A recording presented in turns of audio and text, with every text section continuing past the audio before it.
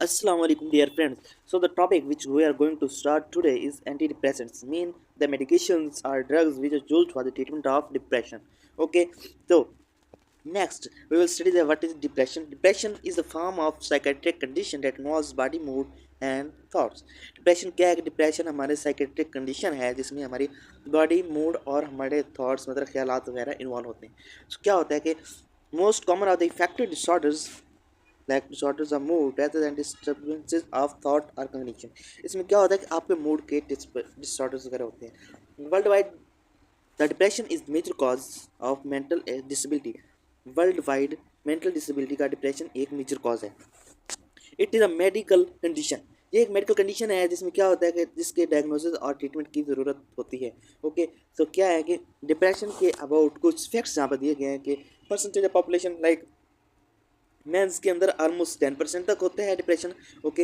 And women's के अंदर almost 20% तक डिप्रेशन होता है. तो सिम्टम्स ऑफ डिप्रेशन मीन्स के इसमें आपको अगर mean how to indicate that this the person has depression और नॉट. तो जो not longer enjoy things like once you did मतलब आप पहले की तरह चीज़ों को इंजॉय नहीं करते, खाने पीने में आपका पहले की तरह का इंटरेस्ट नहीं होता. ठीक है. इसके बाद आपको नींद वगैरह नहीं आती या अगर आप जाग जाए तो आपको दोबारा नींद नहीं आती मतलब आप दोबारा स्लीप नहीं कर सकते. तो आपको पूरे दिन क्या थकान वगैरह महसूस होती रहती है और आपको जो खुराक वगैरह है फूड वगैरह है उसको आप बहुत ज़्यादा इंजॉय नहीं कर सकते. ठीक है. और इसके अलावा ये क्या होता है कि आप एक या तो हो सकता है कि आपको डिप्रेशन में आप मामूल से ज़्यादा खाने लग सकते हैं मतलब आप नॉर्मली जितना खाते हैं उससे एक्स्ट्रा खाने लग सकते हैं या आपका खाना कम हो जाता है. ठीक है. सो नेक्स्ट इज सिम्टम्स क्या है कि इससे क्या होता है कि आप या तो बहुत ज़्यादा वेट गेन कर लेते हैं या आपका वेट लूज़ हो जाता है. ठीक है. और इसके अलावा आपको किस चीज़ में कंसंट्रेट करने में किसी काम में तवज्जो देने में बहुत डिफिकल्टी वगैरह पेश आती है और आप क्या होता है कि आप एक जगह टिक के बैठ नहीं सकते. ठीक है. आपको एक बेचैनी सी होती रहती है, एक अलर्टनेस रहती है. ठीक है. और आपको क्या है कि आपको सिंपल डिसीजंस लेने में छोटे छोटे फैसले लेने में भी आपको बहुत ज़्यादा मुश्किल पेश आती है या आप ले ही नहीं सकते कभी कभार. ठीक है. एक उसके बाद आपको किसी न किसी चीज़ का रिग्रेट वगैरह होते रहता है, आप बेचैन रहते हैं, गिल्टी फील करते हैं. ठीक है. और अपने बारे में गलत गलत चीज़ें सोचते रहते हैं. सो आपको क्या लगता है कि you feel people would be better of without मतलब आप ये सोचते रहते हैं कि आपके बगैर जो लोग हैं उनकी ज़िंदगी बेहतर हो जाएगी. जैसे आपको लगता है कि आपकी वजह से आपके घर वालों की ज़िंदगी ख़राब है थोड़ी सी तो आप सोचते हैं कि मतलब इसकी वजह से आपको सुसाइडल थॉट्स वगैरह आते हैं. ठीक है. और आप सोचते हैं कि मेरे बगैर मेरे घर वालों की ज़िंदगी बेहतर हो जाएगी. सो इसके बाद क्या है व्हाट टू डू मीन अगर आपको डिप्रेशन वगैरह तो क्या करना चाहिए कि आपको सिंपली डॉक्टर के पास जाना है, किसी साइकेट्रिस्ट के पास जाना है. ठीक है. और इसके बाद क्या है कि आपको होपलेसनेस वगैरह नहीं फील करनी. ठीक है. और आपको किसी न किसी साइकेट्रिक कंसल्टेंट के पास जाना है. ठीक है. या मेंटलिस्ट के पास जाना है. आपने ये काम नहीं करने. आपने एक तो आमिर बाबू के पास नहीं जाना, वो वरना कहने लग जाते हैं आपको जिन आते हैं और तवीज़ का हो गया इस तरह के बंगाली बाबा वगैरह या जिन निकालने वाले ये सारे फ्रॉड होते हैं. तो आपने इनसे बच के रहना है. तो next thing is types of depression. Types यहाँ पर दो दी गई हैं, एक है यूनिपोलर डिप्रेशन, दूसरी है बाइपोलर डिप्रेशन. यूनिपोलर डिप्रेशन क्या है कि इसमें आपका जो मूड के स्विंग्स हैं वो हमेशा एक ही डायरेक्शन देते हैं मतलब आपका मूड एक ही डायरेक्शन में स्विंग होता है. मीन क्या होता है कि आपको लाइक आप एकदम सैड फील करने लगे तो आप फिर सैड ही फील करते रहेंगे. ठीक है. इसको कहते हैं यूनिपोलर डिप्रेशन. और दूसरा है बाइपोलर डिप्रेशन के इसमें क्या होता है कि आपको पहले आप ठीक ठाक बैठे थे फिर आपको एकदम से डिप्रेशन हुआ. ठीक है. कहीं न कोई चीज़ आपके जहन में आई, कोई थॉट वगैरह आई, उससे डिप्रेशन हुआ और इसके बाद क्या है कि आपको डर लगने लग गया, मैनिया हो गया. ठीक है. मैनिया क्या है? Mania is most respects exactly the opposite with excessive high spirits enthusiasm and self confidence. ठीक है. क्या होता है इसमें तो फर्स्ट हम पढ़ते हैं यूनिपोलर डिप्रेशन क्या होता है. यूनिपोलर डिप्रेशन ये तकरीबन 75% केसेस में होता है. ठीक है. क्या होता है नॉन फेमिलियल होता है. इसके अलावा इसमें क्या है आपकी जो आपको स्ट्रेसफुल लाइफ में जो मतलब आपके एक सैड के इवेंट्स वगैरह होते हैं उनके साथ ये स्टेज होता है और इसमें आपको एंग्जाइटी और एजिटेशन वगैरह होती है. ठीक है. और इसके बाद समटाइम ये रिएक्टिव डिप्रेशन बन जाता है मतलब ऐसा डिप्रेशन के जब आपको डिप्रेस हूँ और उस डिप्रेशन के कारण जब उस डिप्रेशन की वजह से आप कोई ना कोई अमल कर लें. ठीक है. मतलब कि आपको सुसाइडल वगैरह इस तरह कोई एक्टिविटी कर लें तो उसको कहते हैं रिएक्टिव डिप्रेशन. इसमें क्या होता है कि डायग्नोसिस मेजर डिप्रेशन डायग्नोसिस किया जाता है पेशेंट्स का. ठीक है. और क्या है कि मतलब ऐसे पेशेंट का जिनके अंदर जो सैडनेस है वो 2 या 2 से ज़्यादा हफ्ते तक रहे उनके ध्यान में। और इसके बाद वो पेशेंट्स हैं जिनको लॉस ऑफ इंटरेस्ट मगर मतलब किसी चीज़ में वो दिलचस्पी वगैरह नहीं लेते और किसी किस्म की खुशी वगैरह या प्लेयर वगैरह के मोमेंट्स को एंजॉय नहीं करते, उनमें अगर वो ये कंडीशन उनमें 2 या 2 से ज़्यादा हफ्तों तक रहती है तो उसमें क्या होता है कि आप किया जाता है, क्या कहते हैं उसको, उनका इलाज डायग्नोज वगैरह किया जाता है। और ये जो डिप्रेशन जो उन पर डिप्रेशन है ये 6 से 9 महीने तक रह सकते हैं। सो इसके बाद क्या नेक्स्ट थिंग इज सिम्टम्स।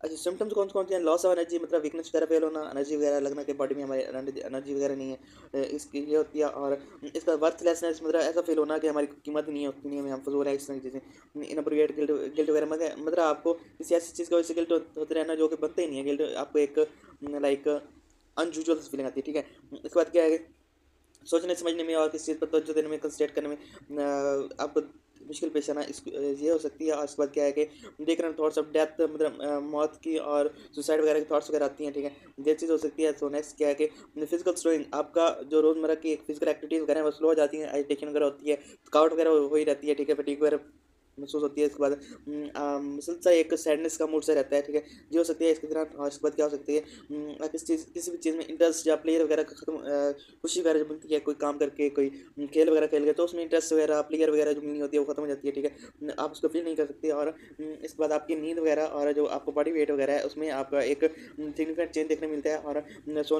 इसके अलावा सोने में आपको बहुत ज़्यादा दुश्वारी वगैरह पेश आती है। सो नेक्स्ट है बाइपोलर डिसऑर्डर।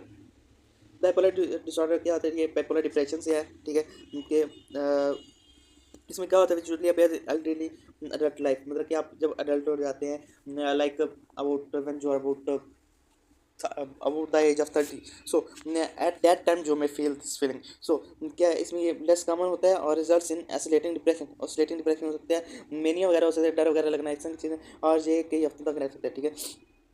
इसमें क्या है कि there is strong heredity tendency, इसमें एक तो हेरिडिटी तौर पर विरासती तौर पर भी अमल दखल हो सकता है, ठीक है, कुछ चीज़ों को। और लेकिन ये स्पेसिफिक जीन्स की वजह से नहीं हो सकता बल्कि इसकी कोई और काज भी हो सकता है। तो क्या है कि द नेक्स्ट थिंग इस endogenous depression. What is endogenous depression? ये तकरीबन 25% केसेस में होता है। इसमें क्या होता है कि स्टेट ऑफ डिप्रेशन वगैरह इस तरह state of depression for which there is no मतलब जिसके लिए कोई खास रीज़न वगैरह नहीं होती, ठीक है। और या ये कोई इस तरह का मूड डिसऑर्डर भी हो सकता है जिसके साथ ही लोग पैदा होते हैं और ये बिलीव किया जाता है कि ये चीज़ या ये जो डिसऑर्डर है उनके अंदर जेनेटिक है, ठीक है, मतलब विरासती तौर पर उनको मौजूद है और इट इज उन्हें जेनेटिक डिस्पोजिशन तौर पर सोचा जाता है, ये लिया जाता है। So the next thing is depressive episodes can occur at any side. ये जो डिप्रेसिव एपिसोड्स हैं ये किसी भी उम्र में हो सकती हैं। So next is seasonal effective disorder. Seasonal effective disorder इसको विंटर डिप्रेशन भी कहते हैं। इसमें क्या एक मूड का डिप्रेशन है जिसमें जो लोग हैं मोस्टली तौर पर लाइक तकरीबन पूरे साल ही ठीक ठाक रहते हैं, नॉर्मल रहते हैं, लेकिन लेकिन सो इसमें क्या होता है सीजनल इफेक्टिव डिसऑर्डर, इसमें क्या होता है कि आप जो मीन जो कोई पेशेंट है जिसको सीजनल इफेक्टिव डिसऑर्डर है साइड वगैरह है तो वो तकरीबन पूरे साल ठीक ठाक रहता है, थ्रू आउट द ईयर वो बिल्कुल ठीक रहता है। लेकिन जैसे ही विंटर का सीज़न आता है तो उसको हर साल विंटर के सीज़न में ये डिसऑर्डर होता है, मतलब सैडनेस वगैरह फील होना, इसके अलावा एपिटाइट वगैरह ज़्यादा होना, इस तरह की चीज़ें, ठीक है। ये मोस्टली तौर पर क्या होता है कि ये नॉर्दर्न हमारे जो नॉर्दर्न एरियाज़ वगैरह हैं उनके अंदर ज़्यादा पाया जाता है, ठीक है, और ये तकरीबन 50 से 6% तक होता है, ठीक है, नॉर्दर्न एरियाज़ के अंदर। और इसमें क्या है कि जो सैड के सिम्टम्स हैं ये जो दूसरा मेजर डिप्रेशन है उसकी उससे इसकी जो सिम्टम्स है वो अपोजिट होती है। मतलब इसमें क्या होता है कि इंक्रीज एपेटाइट हो जाता है, ठीक है, वेट गेन होता है और मोर स्लीप आती है, स्लीप ज़्यादा आती है, ठीक है। तो मोनोमीन थेरेपी ऑफ डिप्रेशन, इसमें क्या है कि main biochemical theory of depression is the monoamine hypothesis. एक मोनोमीन हाइपोथेसिस है उसके ऊपर जो बेस है मोनोमीन की जो थ्योरी है डिप्रेशन की, ठीक है। क्या होता है कि विच स्टेट्स इसमें पता चलता है कि डिप्रेशन जो है वो फंक्शनल मोनोमीन के फंक्शनल डिफिसिट की वजह से होता है, ठीक है। Transmitters at certain sides of brain में मोनोअमीन के एक फंक्शनल डिफिसिट होता है, फंक्शनल डिसऑर्डर होता है जिसकी वजह से क्या होता है कि ये डिप्रेशन होता है, ठीक है। और इसमें बात क्या है कि जो मैनिया है वो फंक्शनल एक्सेस की वजह से होता है। सो डियर फ्रेंड्स इसमें क्या होता है कि जो हमारी ट्राइसाइक्लिक डिप्रेशन ड्रग्स हैं वो क्या करती हैं कि वो नॉरएपिनेफ्रिन और सेरोटोनिन की रीअपटेक को बढ़ा देती हैं, ठीक है, जिसकी वजह से क्या होता है कि हमारा मूड बेहतर होता है, ठीक है। मोनोमिन ऑक्सीडेज इनहिबिटर्स ये क्या करते हैं कि ये जो नॉरएपिनेफ्रिन और सेरोटोनिन है इसकी रीअपटेक को, ठीक है, सॉरी इसके क्या करते हैं कि ये उसकी स्टोरेज को बढ़ा देते हैं, जिसकी वजह से भी मूड हमारा बेहतर होता है। ठीक है, उसके बाद रेजरपिन आ जाती है, ये भी ऐसे ही करते हैं कि ये नॉरएपिनेफ्रिन और सेरोटोनिन की रीअपटेक को ब्लॉक कर देती हैं। ठीक है, जिसकी वजह से क्या होता है, इनकी स्टोरेज बढ़ जाती है और हमारा मूड बेहतर होता है। ठीक है, इसके बाद क्या है कि अल्फा मिथाइल टायरोसिन, ये क्या है, ये भी नॉरएपिनेफ्रिन सेंसेस को इनहिबिट कर देती हैं, जिसकी वजह से मूड बेहतर होता है और जो मेनिया के पेशेंट वगैरह हैं उनमें कम इफेक्ट पैदा होता है। ठीक है, उसके बाद क्या है जी, मिथाइल डोपा क्या करते हैं, इनहिबिट करते हैं नॉरएपिनेफ्रिन की सेंसेस को, और इसकी वजह से मूड हमारा जो एलिवेटेड मूड होता है उसको थोड़ा सा कम हो जाता है। ठीक है, नेक्स्ट है जी हमारे पास ट्रिप्टोफान क्या करते हैं, इंक्रीज कर देता है सेरोटोनिन सेंसेस को, इसकी वजह से मूड हमारा बेहतर होता है। ठीक है,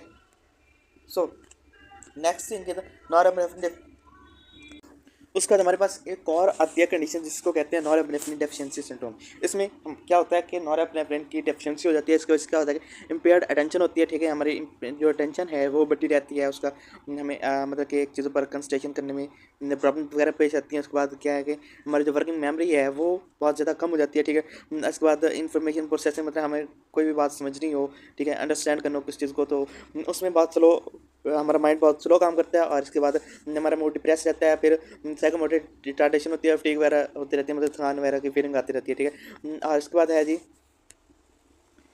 सेरोटोनिन डेफिशिएंसी सिंड्रोम। सेरोटोनिन की डेफिशिएंसी और फिर क्या होता है कि हमारा मूड डिप्रेस रहता है। ठीक है, एंग्जाइटी होती है, एक पैनिक किस्म की कंडीशन रहती है, डर वगैरह लगता रहता है, मैनिया वगैरह होती है, फोबियाज वगैरह होते हैं। ठीक है, और इसके बाद एंग्जाइटी वगैरह होती रहती है, और ऑब्सेशन और कंपल्सन वगैरह होती हैं, और फूड क्रेविंग वगैरह होती रहती है। ठीक है, और बुलिमिया भी होता है इसकी वजह से।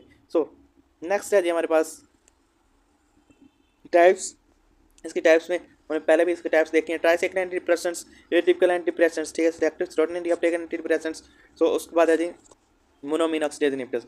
अब ट्राइसाइक्लिक एंटी डिप्रेसेंट में आ जाती हैं एमिप्रामीन, ठीक है, एमिप्रामीन, डिसिप्रामीन, नॉरट्रिप्टाइलिन, इसके बाद प्रोट्रिप्टाइलिन, एमिट्रिप्टाइलिन एंड डॉक्सिपिन। ये टिपिकल एंटी डिप्रेशन में आ जाते हैं हमारे पास। नियो ट्राइसाइक्लिक एंटी डिप्रेशन आ जाते हैं, इसके अंदर मॉक्सिपिन आ जाती है, और मेप्रोटाइलिन आ जाती है, बुप्रोपियोन आ जाता है, और ड्राइजोडोन आ जाता है।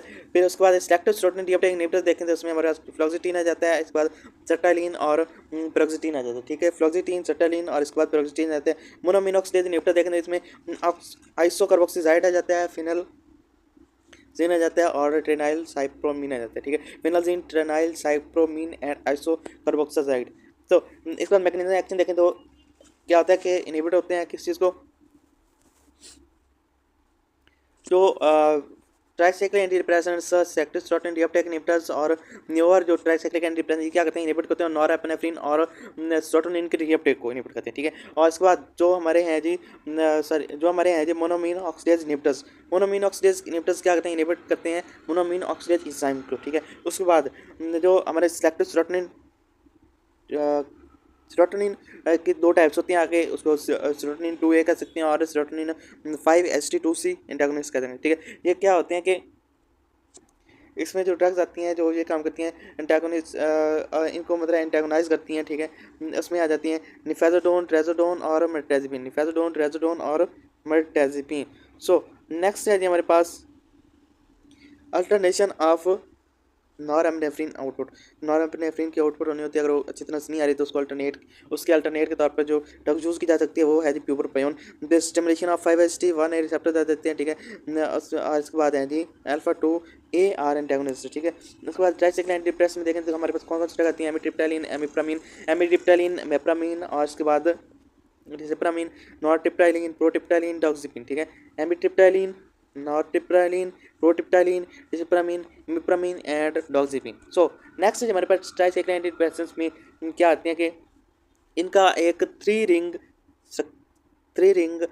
न्यूक्लियस होता है, और क्या होता है मोस्ट एंड कम्प्लीटली अब्जॉर्ब, ज़्यादातर ट्राइसाइक्लिक एंटी डिप्रेसेंट्स वो कम्प्लीटली अब्जॉर्ब नहीं होते। ठीक है, और ये लीवर के अंदर मेटाबोलाइज होते हैं, और ये एक हाई फर्स्ट पास किस्म के इफेक्ट देते हैं। ठीक है, ट्रांसफॉर्मेशन ऑफ अच्छा इस बात क्या है, जो ट्राइसाइक्लिक का न्यूक्लियस है ये इसकी क्या होती है कि हाइड्रोक्सिलेशन होती है, फिर उसके बाद कंजुगेशन होती है, और ये ग्लूकोरोनाइड्स के अंदर चेंज होती है। ठीक है, alternation aliphatic side chain alternation से क्या होता है कि डीमिथाइलेशन ऑफ नाइट्रोजन होती है और एक्टिव मेटाबोलाइट्स बनते हैं। ठीक है, हाइपरटीन बाइंडिंग और हाई लिपिड सोलबिलिटी होती है, इसकी वजह से ट्राइसाइक्लिक एंटी डिप्रेसेंट में देखें तो टर्शियरी अमीन, सेकेंडरी अमीन और सेलेक्टिव अमीन कुछ आ जाते हैं। इसमें क्या टर्शियरी अमीन में देखते हैं इमिप्रामीन और एमिट्रिप्टाइलिन।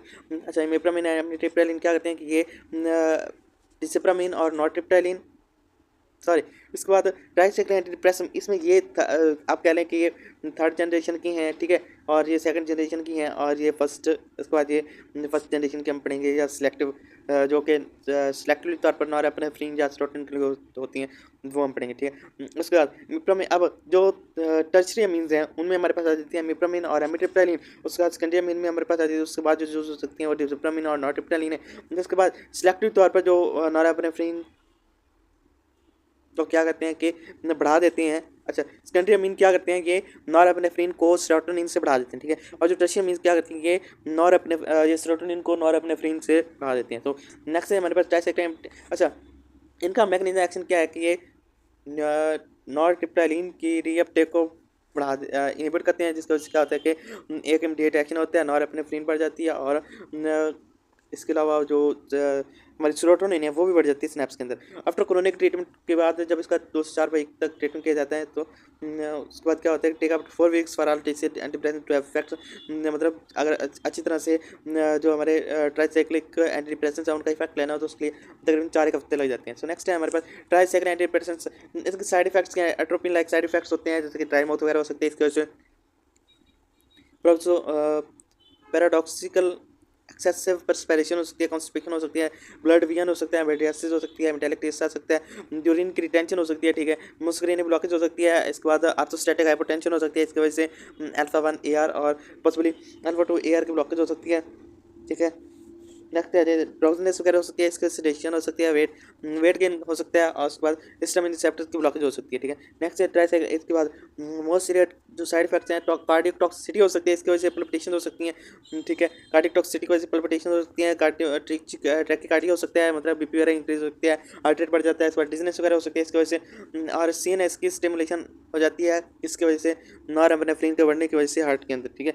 तो उसके बाद क्या है जी, अदर इफेक्ट्स देखे जाए तो इसका जो मेटाबॉलिज्म है जो लिवर के अंदर होना होता है, ये स्मोकिंग जरिए, इसके बाद बार्बिट्रेट्स वगैरह के इस्तेमाल की वजह से, एस्ट्रोजन्स, न्यूरोलेप्टिक्स, एंटीकन्वर्सेंट्स की वजह से इफेक्टेड होता है, ठीक है। और इसके बाद ये जो सीजर तो थ्रेशोल्ड है उसको लोअर करने में काम आ सकती हैं, और जो तमाम ट्राइसाइक्लिक डिप्रेशंस हैं इनकी वजह से वेगल ब्लॉक हो सकता है, पोस्चरल हाइपरटेंशन हो सकती है, रिदमियाज हो सकते हैं, साइनस टैकिकार्डिया भी हो सकते हैं, ठीक है। ऑल पोटेंशिएट्स, अच्छा पोटेंशिएट करते हैं किसको, CNS के डिप्रेशंस को, जिसमें बेंजोडाइज़ेपिन, बार्बिट्रेट्स और इथो आ जाते हैं। इसके बाद कोमोड डेथ वगैरह हो सकती है इसकी वजह से। ट्राइसाइक्लिक डिप्रेशंस की एडमिनिस्ट्रेशन इन बाइपोलर डिसऑर्डर में प्रेसिपिटेट एक्यूट मोनिया और रैपिड साइक्लिंग, ठीक है। उसके बाद क्या है कि ओवरडोज अगर किसी के ले जाए तो फैटल में बहुत बुरे असरात हो सकते हैं इसकी वजह से, और अगर इसको 2 वीक तक तकरीबन लिया जाए तो इसकी वजह से डेथ भी हो सकती है, ठीक है। हेट्रोसाइकल्स, अब हेट्रोसाइक्लिक्स सेकंड जनरेशन की ड्रग्स होती है, मॉक्सिपिन, मेप्रोटाइलिन, इसका बेटाजोडोन और ब्यूप्रोपायोन। कौन कौन से हैं, amoxapine, maprotiline, trazodone and bupropion. So then third generation heterocyclics, इसमें मर्टेजापिन आ जाती है, और वेनलाफैक्सिन और निफेजोडोन आ सकती हैं, ठीक है।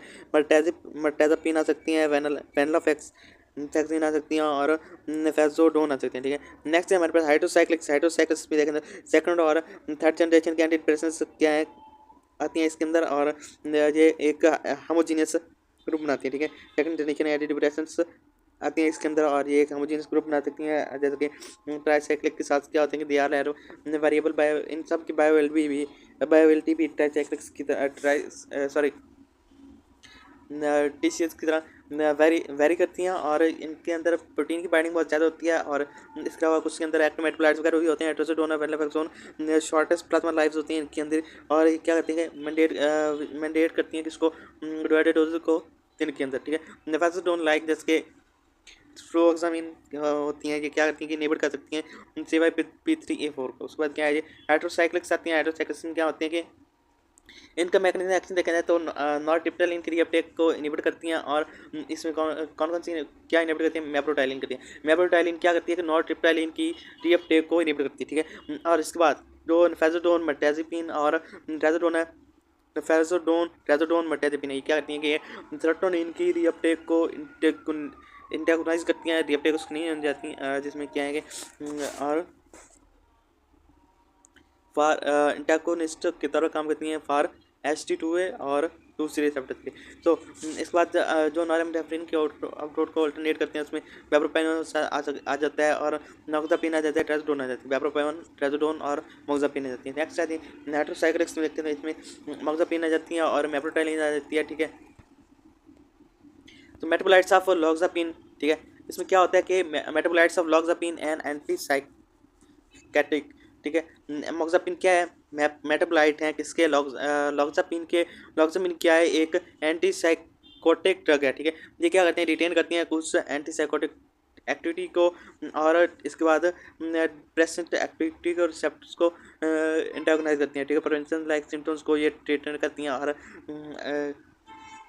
इसके बाद ये साइकोट्रिक मतलब कि अगर साइकोट्रिक के जो सिम्टम कह रहे हैं वो आ रही हैं तो उसमें ये बहुत ज़्यादा यूजफुल हो सकती हैं और नॉरएपिनेफ्रिन की आउटपुट को भी ठीक करती हैं, ठीक है। क्या होते हैं कि ड्रोक्सिपिन जो कि एक एंटीसाइकोटिक है उसके एक मेटाबोलाइज हैं और ये इनके अंदर कुछ अपनी एंटीसाइकोटिक एक्टिविटी भी होती है और ये डी रिसेप्टर को एंटागोनाइज करने के लिए भी इस्तेमाल होती है, ठीक है। उसके बाद क्या है कि पार्किंसन लाइक सिम्टम्स को ट्रीट करने के लिए इस्तेमाल होती हैं, ठीक है, इस्तेमाल होती हैं और दे साइकोसिस को अगर किस पेशेंट वगैरह है तो उसके ट्रीटमेंट के लिए इस्तेमाल होती हैं और दे नॉरएपिनेफ्रिन की आउटपुट को भी बेहतर करती हैं। उसके बाद क्या है, मेप्रोटाइलिन है, ठीक है, मोक्सापिन हमने पढ़ा है। इसके बाद मेप्रोटाइलिन है, मेप्रोटाइलिन क्या है, ये एक ट्राइसाइक्लिक ड्रग है और ये डिसिप्रामाइन के साथ रिजेंबल करती है, ठीक है। उसके बाद इसके अंदर बहुत कम सेडेटिव इफेक्ट होता है और इसके अंदर एंटी मस्करेनिक साइड इफेक्ट्स भी होते हैं, ठीक है। इसकी वजह से तो वगैरह हो सकती हैं अगर हाई डोज का इस्तेमाल किया जाए तो और ये नॉरटिप्टालिन की रिएप्टेक को ब्लॉक कर देती हैं। ट्राजोडोन क्या करती हैं कि एंटागोनिस्ट हैं किसके, सेरोटोनिन के और इसके बाद 2C रिसेप्टर्स के, ठीक है। 2C रिसेप्टर्स का और ये अनप्रेडिक्टेबल इनकी एक एफिकेसी होती है, ठीक है, जिसके लिए ये हाईली स्टेडेटिव होती हैं और ये इनका जो मगर इनका जो एंटी मस्करीनिक एक्शन है वो बहुत कम होता है, ठीक है। एंटागोनिस्ट ऑफ 5-HT2A या रिसेप्टर्स के तौर पर या रिसेप्टर्स, अच्छा, या तो ये सेरोटोनिन को या ये जो 2C रिसेप्टर्स हैं उनको उनके एंटागोनिस्ट के तौर पर काम करती हैं और एक इनकी एक अनप्रेडिक्टेबल एफिकेसी होती है और हाईली, अच्छा, इनका पता नहीं चलता कि ये किस एफिकेसी में काम करेंगे, ठीक है, और ये बहुत ज़्यादा सेडेटिव इफेक्ट भी रखती हैं इसके बाद, लेकिन इनका जो एंटीमस्कुलिन एक्शन है वो बहुत कम होता है, ठीक है। बुप्रोपाइन देखा जाए तो ये एम्फीटामिन के साथ रिजेंबल करती हैं, ये ब्लॉक करती हैं ये रिएप्टेक को और जो ये डिप्रेशन में बहुत ज़्यादा इंपॉर्टेंट नहीं होता है लेकिन ये टीएन की स्टिमुलेशन काज करता है, उसके बाद इनहिबिट करता है एपेटाइट को और एग्रीवेट करता है साइकोसिस को नॉरएपिनेफ्रिन की आउटपुट के तौर पर। नाइट्रोसाइक्लिक्स थर्ड जनरेशन, ठीक है, पहले हमने देखा है जी इसकी क्या मैकेनिज्म एक्शन देखा है हमने नाइट्रोसाइक्लिक्स का, ठीक है। उसके बाद हमने मोक्सापिन और मेप्रोटाइलिन पढ़ा है, फिर हमने ट्राजोडोन पढ़ा है। अब हम पढ़ने लगे हैं जी मर्टेजिपिन और वेनलाफेक्सिन। मर्टेजिपिन और वेनलाफेक्सिन में क्या होता है कि so what is there happening is that we are going to study mirtazapine and venlafaxine.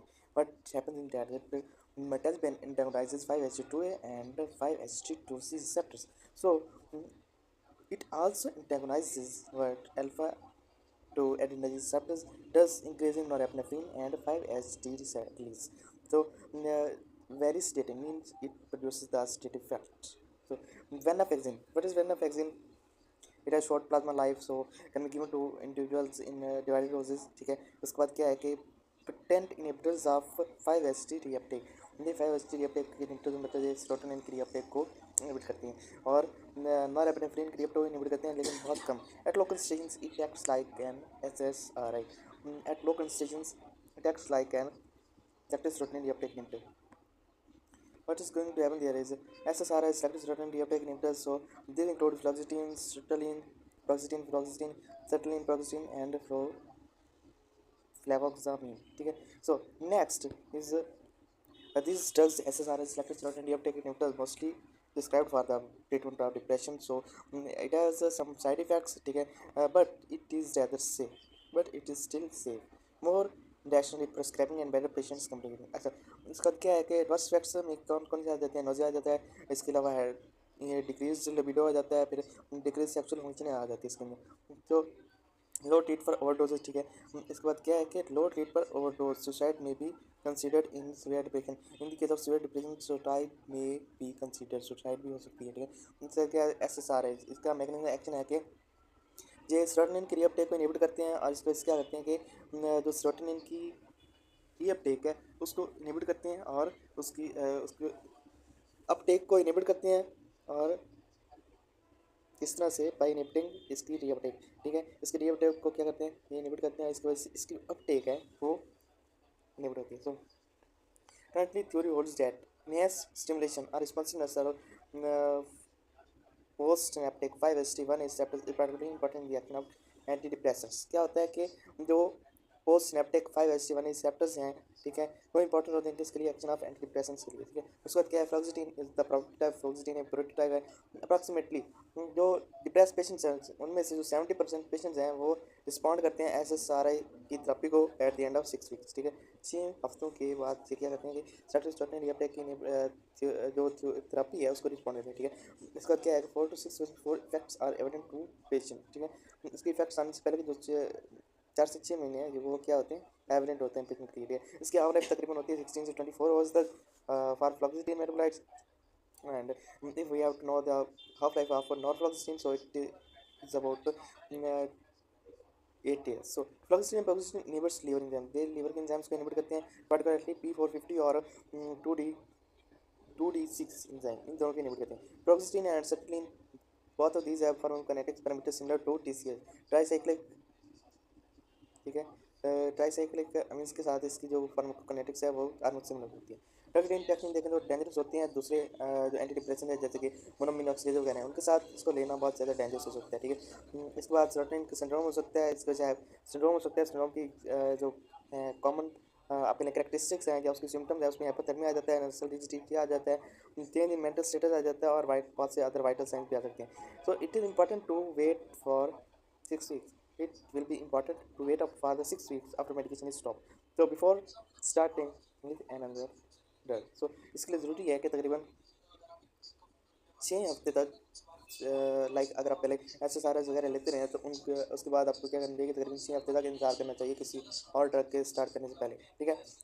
जो मोनोमिनॉक्सिडिल इनहिबिटर है इसमें आइसोकार्बोक्सिलाइड आ जाते हैं, फिनाइलजीन आ जाते हैं और डिनाइलसाइप्रामिन आ जाते हैं, ठीक है। उसके बाद एमओ इनहिबिटर, इसमें क्या है कि ये ट्यूबरकुलोसिस के ट्रीटमेंट के लिए पहले सबसे पहले इसको डेवलप किया गया था, ठीक है। और इनको बहुत ज़्यादा आजकल चूज़ नहीं किया जा सकता, लेकिन कुछ पेशेंट्स के अंदर ये अपने अच्छी इफेक्ट दिखा देती हैं दूसरे जो ट्राइसाइक्लामिन्स वगैरह हैं उसकी निस्बत, ठीक है। तो ये बहुत डिटेली ऑब्जर्व होते हैं GIT ट्रैक्ट के अंदर और इसके बाद वाइडली डिस्ट्रीब्यूट होते हैं पूरी बॉडी के अंदर, ठीक है। मे बी एक्टिव मेटाबोलाइट में इनके अंदर एक्टिव मेटाबोलाइट्स हो सकते हैं इनएक्टिवेटेड बाई एस्ट्रेलिजन के जरिए ये इनएक्टिवेट होती हैं। इसके बाद क्या है कि effects persistent even after this drugs are no longer detectable in plasma, ठीक है। इनके इफेक्ट्स आते रहते हैं अगर से इनके क्या है कि जो लाइक इनके जो इफेक्ट्स हैं वो अगर और ना भी ज़ाहिर हो रहे हो प्लाज्मा के अंदर, ठीक है, फिर भी इनके सॉरी इनकी जो कंसंट्रेशन है वो अगर आपके ब्लड प्लाज्मा के अंदर नहीं भी शो हो रही फिर भी इनके इफेक्ट्स वगैरह आते रहते हैं। एमएओ इनहिबिटर्स क्या करते हैं, मोनोमिनॉक्सिडेज इनहिबिटर्स क्या करते हैं कि ये मैकेनिज्म एक्शन देखें तो इनहिबिट करते हैं मोनोमिनॉक्सिडेज एंजाइम्स को, ये एक नॉन सेलेक्टिव फंक्शन है इसकी। इसके बाद क्या है कि मतलब कि इरिवर्सिबल एक होते हैं इरिवर्सिबल मोनोमिनॉक्सिडेज इनहिबिटर, दूसरे होते हैं रिवर्सिबल मोनोमिनॉक्सिडेज। तो ये क्या करते हैं, इरिवर्सिबल मोनोमिनॉक्सिडेज जो है इसमें फिनाइलजीन आइसोकार्बोक्सिलाइड और हाइड्रोक्साइड आ जाते हैं। इसके बाद रिवर्सिबल मोनोमिनॉक्सिडेज इनहिबिटर में क्या होता है, ट्रेनाइलसाइक्लोपेरामीन, इससे फिर क्या बनता है नॉन हाइड्रोजीन बन जाता है, फिर प्रोलॉन्ग ब्लॉकेज होती है but reversible with in 4 hours, ठीक है। उसका क्या है, decrease metabolism of most biogenic enzyme, इसकी वजह से बहुत से बायोजेनिक एंजाइम्स का मेटाबॉलिज्म जो है वो क्या होता है ये कम हो जाता है, ठीक है। तो नेक्स्ट है हमारे पास मोनोमिनॉक्सिडेज इनहिबिटर्स। ये क्या करें, मोनोमिनॉक्सिडेज इनहिबिटर्स जो नॉरएपिनेफ्रिन और 5-HT मतलब के जो सेट्रोलिन है उसके या ट्रेमिन वगैरह है उनको ये इनहिबिट करते हैं। इसके बाद क्या करते हैं मोनोमिन ऑक्सिडेज बी, ठीक है, ये डीए को इनहिबिट करते हैं, उनको ब्रेक करते हैं, ठीक है। तो उसके बाद क्या है सेलेक्टिव जो एमएओज है मतलब जो सिर्फ रिवर्सिबल मोनोमिनॉक्सिडेज इनहिबिटर्स हैं या सिर्फ और सिर्फ इरिवर्सिबल ऑक्सीडेज मोनोमिनॉक्सिडेज इनहिबिटर है। उसमें क्या होता है कि इनहिबिटर्स मोनोमिनॉक्सिडेज के जो मोनोमिनॉक्सिडेज एक इनहिबिटर्स हैं वो मोक्लिबोमाइड है और क्लोरगाइलिन है, मोक्लिबोमाइड और क्लोरगाइलिन है, ठीक है। ये क्या है, ये इनहिबिटर्स हैं किसके और जो इनहिबिटर्स है मोनोमिनॉक्सिडेज बी के वो क्या है, वो डिप्रोनाइल और स्लिजलिन है, ठीक है। डिप्रोनाइल और स्लिजलिन है मोनोमिनॉक्सिडेज पी के, और जो एक है उनमें मैक्लोबोमाइड और क्लोरगाइलिन है, ठीक है। उसके बाद मोनोमिनॉक्सिडेज इनहिबिटर में वाइन एंड चीज़ रिएक्शन क्या होता है कि fatal interaction with the thiamine, अगर इसका थायमिन के साथ रिएक्शन हो तो ये बहुत फेटल होता है, ठीक है। और इसके बाद containing food from native foods in particular such wine और चीज़ वगैरह के साथ अगर इसको इस्तेमाल किया जाए तो उसकी वजह से एक बहुत फैटल इंटरेक्शन होता है इनके साथ, ठीक है। इसके बाद क्या होता है, मोनोमीन ऑक्सीडेज ये जो है उसकी एक्टिविटी कम हो जाती है और थायमीन बॉडी के अंदर इंक्रीज होता है, और फिर नॉरएपिनेफ्रिन जो है वो उसकी सर्कुलेशन बढ़ जाती है सर्कुलेशन के अंदर, और ये इंड्यूस करते हैं जिसको हाइपरटेंसिव क्राइसिस को, ठीक है। और ये क्या करते हैं कि इंटरक्राइनल ब्लीडिंग की तरफ ले जाते हैं और ले जा सकते हैं, और इसके अलावा ये हमारे बहुत से बॉडी के आर्गन को भी डैमेज कर सकते हैं। इसके बाद मोनोमीन ऑक्सीडेज इनहिबिटर का अगर इंटरेक्शन हो क्या है, drug metabolize by monoamine oxidase inhibitor like जिस तरह मैप्रिडीन है, अल्कोहल है, सीएनएस डिप्रेशन वगैरह है, सिम्पैथेमेटिक्स हैं, और फिनाइलेफ्रिन वगैरह है, ये जब क्या होते हैं मेटाबोलाइज होते हैं मोनोमीन ऑक्सीडेज इनहिबिटर्स के साथ, तो इसके बाद डिकोजेस्टेंस है या विटामिन है एंड अदर इंटरेक्ट एक्टिंग जो एनर्जी एग्रीट्स हैं, ये क्या करते हैं, ये मेटाबोलाइज होते हैं मोनोमीन ऑक्सीडेज इनहिबिटर्स के साथ, ठीक है। मोनोमीन ऑक्सीडेज इनहिबिटर्स के साथ ये मेटाबोलाइज करते हैं। क्या होता है कि जो मैप्रिडीन है या अल्कोहल है या कोई सीएनएस डिप्रेसेंट्स हैं, ठीक है, या कोई सीएनएस के डिप्रेसेंट्स हैं चाहे लाइक सिम्पथोमेटिक्स हैं, फिनाइल एफीन है, इसके अलावा नोजल कंजेशन वगैरह है, और एम्फिटामिन हैं, और दूसरे जो अदर ड्रग्स हैं वो एडिनेटिक ड्रग्स जो हैं वो मेटाबोलाइज होते हैं मोनोमीन ऑक्सीडेज के साथ। उसके बाद उधर साइड इफेक्ट में इसकी वजह से एक तो हाइपरटेंशन हो सकती है, नेफ्रोटॉक्सिसिटी हो जाती है, ठीक है, सॉरी हेपेटोटॉक्सिसिटी हो जाती है, मतलब हमारे लिवर के अंदर टॉक्सिक एजेंट्स बढ़ जाते हैं, सेडेशन होती है, और सेडेशन हो सकती है इसकी वजह से, मतलब आपको। उसके बाद मैनिया क्या होता है, mania the most respects exactly the opposite with the excessive high spirits enthusiasm and self confidence, मतलब सेल्फ कॉन्फिडेंस, इसके अलावा एंथुसिज्म वगैरह जो जोश होता है बॉडी के अंदर, और इसके अलावा जो हाई स्पिरिट्स वगैरह होती हैं, ठीक है, उनके निस्बत ये बिल्कुल अपोजिट काम करता है, ठीक है। Mania alone is rare, mania alone मतलब के लिए ये कभी कभार ही होता है, तकरीबन 10% तक लोगों में कभी कभार हो सकता है, ठीक है, but most frequently occurs circles with manic depressive disease, ये मोस्टली तौर पर एक मैनिक डिप्रेसिव डिसीज होती है उसके अंदर ये हो सकता है, और इसके अलावा बाइपोलर डिसऑर्डर के अंदर ये हो सकता है। सो नेक्स्ट है मैनिया क्या है जी, इसकी कोर सिम्टम्स क्या है, it characterise by elevated high mood, ठीक है, इसकी जो करेक्टरिस्टिक है ये एक तो एलिवेटेड हाई मूड की वजह से हो सकता है, इसके बाद टाकटे मतलब बहुत ज़्यादा बातें करना इसकी वजह से हो सकता है, और go one on and on about the things they will do, मतलब कि आप ज़्यादा जितनी ज़्यादा चीज़ें करते जाएंगे या जितने आप ज़्यादा किसी चीज़ के ऊपर कंसंट्रेट करेंगे उतना ज़्यादा आपको पैनिक फील होगा या मैनिया वगैरह फील होगा। इस बात है जी इंक्रीज्ड सेल्फ एस्टीम, इसमें आपकी सेल्फ एस्टीम बढ़ जाती है, और इसके बाद रिलेटेड हेलुसिनेशंस वगैरह आ सकती हैं आपको, और आपकी सोने की जो सलाहियत है वो कम हो जाती है, आपको नींद वगैरह बहुत कम आती है, और इसके बाद आप चीज़ों को जज नहीं कर सकते, किसी चीज़ आप सुपरस्टिशियल चीज़ों के ऊपर लाइक अच्छा आप सुपरस्टिशियस चीज़ों को इमेजिन वगैरह करने लग जाते हैं, ठीक है, तो ये चीज़ें आपको मैनिया की तरफ लेके जाती हैं। इसके बाद एंटी मैनिक ड्रग्स कौन से होते हैं, एक तो lithium remains in the drug for the choice for the treatment of prophylaxis of mania, अगर आपको मैनिया का कोई अटैक वगैरह है तो उसकी सूरत में लिथियम बहुत अच्छी चॉइस होती है, ठीक है। और जो एक्यूट मैनिक एपिसोड्स हैं वो मैनेज होते हैं लिथियम के साथ ठीक है। इसमें कार्बोनेट या सिट्रेट आ सकता है अलोन, या इन कम्बिनेशन दूसरी लाइक अगर ये कम्बिनेशन में मौजूद है एंटीसाइकोटिक के साथ, ठीक है, कार्बोमेज़ापीन के साथ जो सिमिलर होती है in structure with tricyclamines but not effective in depression, ठीक है, ये ट्राइसाइक्लिन एंटी डिप्रेशन के साथ एंटीसाइकोटिक के साथ इसको यूज़ किया जा सकता है, जैसे कि कार्बमेज़ापीन है या कोई और ट्राइसाइक्लिक एंटी डिप्रेशन वगैरह है, लेकिन ये डिप्रेशन में बहुत ज़्यादा इफेक्टिव नहीं होती, बल्कि ये मैनिक एपिसोड वगैरह में ही अपना इफेक्ट दिखाते हैं, ठीक है। इसके बाद वेल प्रोएकेसिव के साथ इसको यूज़ किया जा सकता है, कैल्शियम चैनल ब्लॉकर्स और नेफिलिन और डिल्टाजिपैम वगैरह इनके साथ इसको चूज़ किया जा सकता है, ठीक है। और इसके बाद लिथियम क्या है, एक स्मॉल मोनोवैलेंट केटाइन है, ठीक है, ये क्या होता है बिटवीन इसकी जो टेंडेंसी वगैरह है वो बिटवीन होती है H प्लस सोडियम और हाइड्रोजन और सोडियम के, ठीक है, और ये डिस्ट्रीब्यूटर होते हैं हमारे बॉडी वाटर के अंदर सिमिलर टू सोडियम, तकरीबन सोडियम की तरह ही हमारे बॉडी वाटर के अंदर ये मौजूद होता है, ठीक है। उसके बाद क्या है में पार्शली इनहिबिट, ये इनहिबिट कर सकता है हमारे सोडियम और पोटाशियम ATPase को, ठीक है, और ये इनहिबिट कर सकता है एटीएच को एंटी डाययूरेटिक हार्मोन्स को और डाययूरेसिस काज कर सकता है, ठीक है। इसके बाद क्या कर सकता है, ये एंटी डाययूरेटिक हार्मोन्स को इनहिबिट कर सकता है और डाययूरेसिस काज करवा सकता है। इसके बाद ये हमारे थ्रोट फंक्शनिंग को डिक्रीज कर सकता है, जिसकी वजह से थायराइड के चांसेस बहुत ज़्यादा बढ़ जाते हैं, गॉट वगैरह हो सकती है। डेट्रोचिनिक किस तरह होता है कि ट्राइकस्पिड वाल्व की मल फॉर्मेशन कर देता है, उसकी जो स्ट्रक्चर है उसको बिगाड़ देता है, ठीक है, उसकी वजह से हमारे हार्ट की डिसीज वगैरह हो सकती हैं और ये एक्सक्रीट हो जाती है हमारी किडनी के जरिए, ठीक है। उसके बाद लिथियम क्या करता है, इनको थायराइड डाययूरेटिक्स के इस्तेमाल नहीं करना चाहिए, जैसे कि क्लोथाइजाइड वगैरह। लिथियम कोलेरेंस रिड्यूस हो जाती है तकरीबन 25% तक, ठीक है। ऑल न्यूरो एपिलेप्टिक्स जो हैं उसमें क्या होता है कि उनके साथ इसको यूज़ नहीं करना चाहिए, ठीक है, विद एक्सेप्शन ऑफ क्लोजापिन के साथ इसको रिएक्ट किया इसको इस्तेमाल किया जा सकता है, ठीक है। प्रोड्यूसेस मोर सीवियर एक्स्ट्रा पैरामिडल सिंड्रोम, ये एक्स्ट्रा पैरामिडल सिंड्रोम प्रोड्यूस कर सकता है, जो कि लाइक लिथियम की कम्बिनेशन की वजह से बहुत ज़्यादा स्वेयर हो सकता है, ठीक है। उसके बाद है लिथियम क्या करते हैं, हेल्प करता है किसी में elevate the depressive phase of bipolar illness. अगर किसी शख्स को बाइपोलर इलनेस है, ठीक है, मतलब बाइपोलर डिप्रेशन है, तो उसमें ये बहुत ज़्यादा असरअंदाज होता है। मतलब एक्शन देखते हैं do not alter receptor numbers, ये रिसेप्टर के नंबर को अल्टर नहीं करता, चेंज नहीं करता, लेकिन अल्टर करते हैं किसको, कपलिंग ऑफ रिसेप्टर को with their second messenger by reducing coupling of ji protein.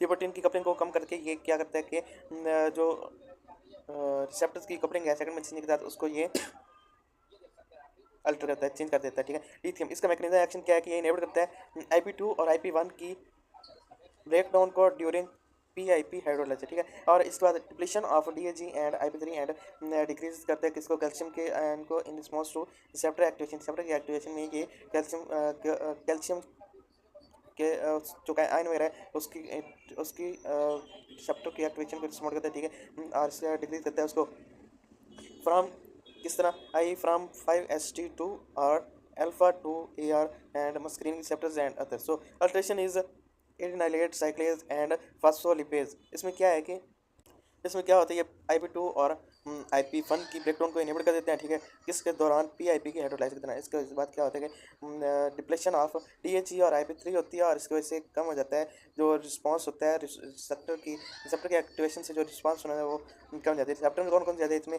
5H2R receptor आ जाते हैं, इसके अलावा alpha 2 AR रिसेप्टर आ जाते हैं, मस्कुलिन रिसेप्टर आ जाते हैं, और कुछ और रिसेप्टर भी आ जाते हैं, ठीक है। Alteration in adenylate cyclase, adenylate cyclase और फास्फोलाइपेज C जो है उसको ये अल्टर कर देता है, ठीक है। उसके बाद क्या है, एंटीमैनिक ड्रग्स। अब एंटीमैनिक ड्रग्स का एक्टिविटी यहाँ पर क्या है, ये कैल्शियम है, अच्छा ये ठीक है। जब लिथियम आया इधर क्या हुआ, मैं आपको दिखाता हूँ दोबारा शुरू से। अब इधर सबसे पहले क्या हुआ कि इधर आया थी कैल्शियम के एक आयन, कैल्शियम की एक आयन है जिसकी वजह से, और इसके बाद लिथियम आया, तो लिथियम ने IP2 को जो IP1 में कन्वर्जन होती है स्टोर वगैरह बनना था उसको स्टॉप कर दिया, ठीक है। और उसको स्टॉप कर दिया, IP1 नहीं बना, उसके बाद ये सारा प्रोसेस नहीं हुआ, ठीक है। और इसकी वजह से क्या है कि फिर DHG भी नहीं बना, और कैल्शियम जो है इसकी जो एक इसकी वजह से जो एक्शन होना था वो रुक गया, ठीक है। उसके बाद क्या है, एंटीमैनिक ड्रग। अब एंटीमैनिक ड्रग्स क्या करती हैं, वेलप्रोइक एसिड क्या करते हैं, well non anti epileptic drug है, ठीक है। और ये एंटीमैनिक इफेक्ट्स भी रखती है, ठीक है। वेल एंटी एपिलेप्टिक ड्रग है, लेकिन ये एंटीमैनिक इफेक्ट्स भी लगती हैं। और इसके बाद ये लिथियम के जैसे इनकी तकरीबन टेंडेंसी होती है, इट इज बीइंग एडवाइटेड फॉर द मेंटेनेंस ट्रीटमेंट। इसको मेंटेनेंस की मतलब ट्रीटमेंट को मेंटेन करने के लिए इसकी मिकदार थोड़ी बहुत बढ़ाई भी जा सकती है, जो इकोनॉमिक मिकदार है उसकी निस्बत, ठीक है। Nausea being the only limiting factor in some patients. कुछ पेशेंट के अंदर एक साइड इफेक्ट है, वो मैक्सिमम तक नोजिया वगैरह हो सकता है, ठीक है। मे बी यूज है first time treatment for mania, mania के ट्रीटमेंट के लिए इसको यूज़ किया जा सकता है, और लेकिन ये इफेक्ट नहीं होता किसके लिए, जो ट्रीटमेंट लिथियम के जरिए हो रहा है कुछ अदर पेशेंट के अंदर, उसके मेंटेनेंस के लिए ये इफेक्ट नहीं होता, ठीक है। मैकेनिज्म एक्शन है तकरीबन जो इनका है वो तकरीबन अननोन है, लाइक बहुत ज़्यादा इसका पता नहीं है, ठीक है। उसके बाद क्या है जी, एंटीमैनिक ड्रग क्रोमेज़ेपिन आ जाता है, ये एंटी मैनिया की मेडिकेशन में इफेक्टिव होता है, ठीक है। उसका मैकेनिज्म एक्शन देखा जाता है, इसमें क्या होता है कि मे बी डिक्रीज, अच्छा may be to decrease over excitability of neuron की ओवर एक्साइटेबिलिटी की को ये डिक्रीज करता है, और उसकी वजह से क्या होता है कि ये अपना असर दिखाता है, ठीक है। इसके जो लाइक दूसरा है मैकेनिज्म एक्शन है वो अभी तक अच्छी तरह पता नहीं है, लेकिन लाइक मोस्टली जो थेरेपी की जाती है इसके इस्तेमाल की वजह ये है।